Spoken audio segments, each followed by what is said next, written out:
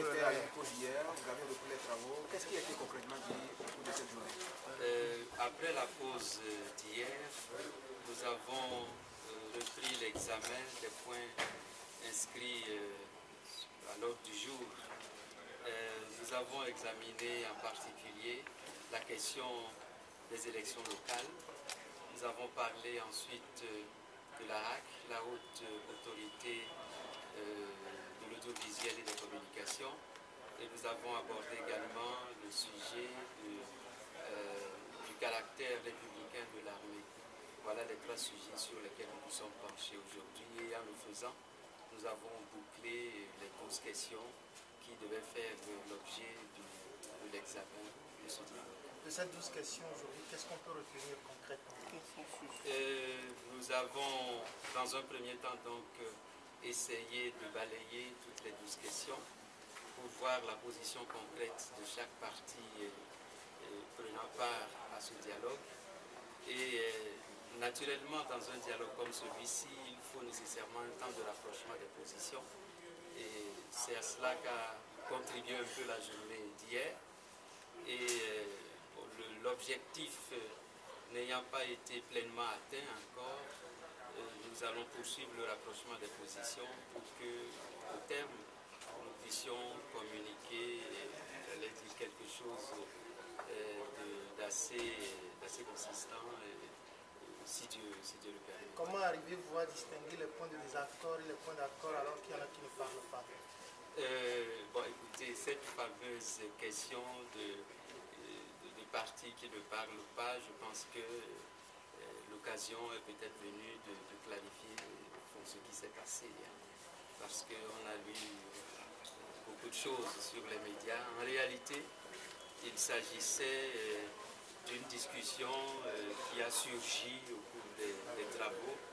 Je pense que c'est Maître Dobrousse qui, se référant aux travaux de la CVJR, avait, j'allais dire, interpellé directement le parti UNIR.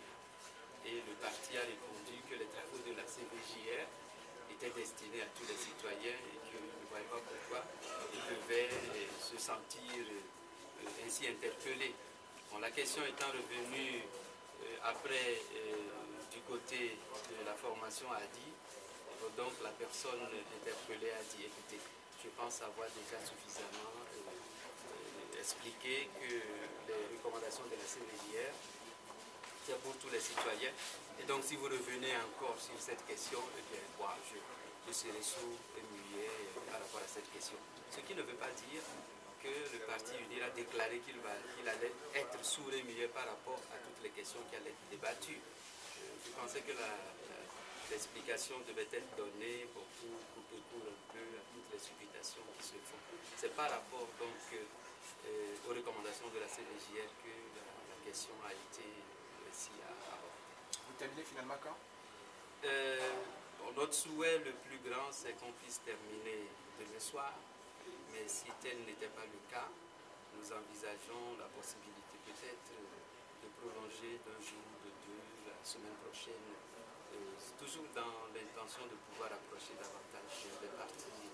Face à ces nombreux points d'accord, vous êtes sûr de finir dans 2-3 jours? Vous parlez de nombreux points de désaccord, on dirait que vous êtes très informés sur ce qui se passe. Il y a des points de désaccord, cela est évident.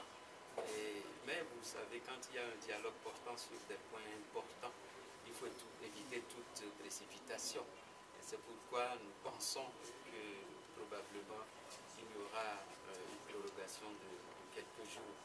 Mais on ne va pas non plus s'éterniser dans la recherche de ce consensus-là. Donc, nous allons essayer de voir si le rapprochement se fait assez rapidement. C'est notre souhait pour que déjà, peut-être mardi ou mercredi, on puisse sortir le document final. Certains des partis prenants disent qu'ils ne croient à ce dialogue. Est-ce que vous y croyez? Vous savez comment faire une chose à laquelle on ne croit pas. C'est-à-dire que le minimum, pour ce qui me concerne, c'est d'essayer. Ce sont les parties prenantes qui ont sollicité ma facilitation. Donc au départ, tout le monde y croyait. Si s'il y a des difficultés qui surgissent, je pense que c'est l'occasion peut-être de voir ensemble comment surmonter ces difficultés-là. Donc vous me demandez si je crois. Si je n'y croyais pas, je pense que je me retirerai. Donc, nous allons essayer de tout faire pour que cela aboutisse à quelque chose qui ne déçoive pas trop les attentes de la population. Ça va aboutir.